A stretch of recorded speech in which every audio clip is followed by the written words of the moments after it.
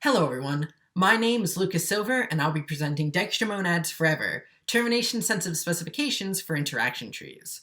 I wrote this paper with Steve Zdancewic at University of Pennsylvania. So consider the following program. What it does is read in a value from the user, store it in a variable x, and then print all of the infinitely many multiples of x starting from 0. Now, it should be pretty clear that that's what this program does, but how would we go about writing and verifying a formal specification that captures this intuition? Well, we can start off by writing this informal Hoare-style specification, which gives the precondition that y is 0, and the postcondition, it just restates in English some of the stuff I already said.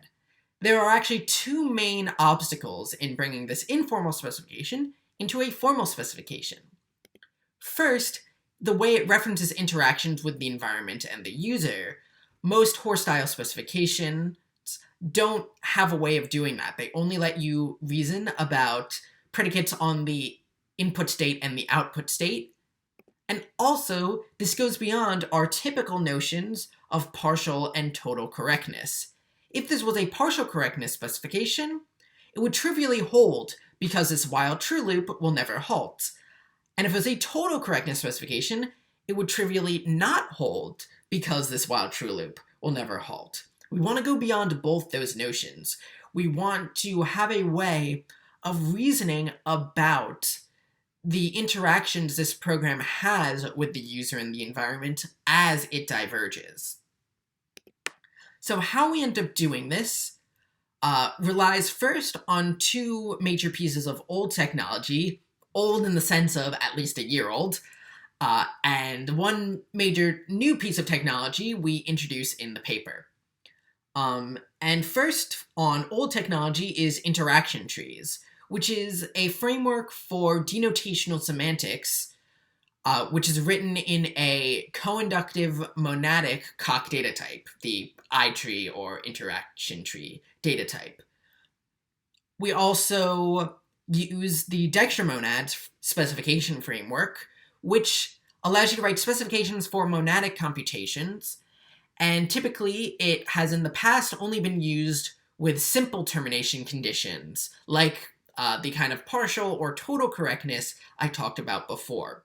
What we introduce is the trace-spec monad, which extends Dijkstra monads to write specifications for interactive monadic computations, which allows you to give rich rich termination conditions.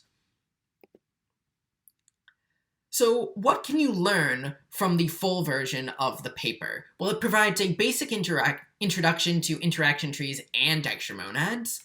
It introduces two new base specification monads, delay spec for possibly divergent but non-interactive programs, and trace spec for possibly divergent and interactive programs. Also provides a verified loop invariant reasoning principle for I-trees without events.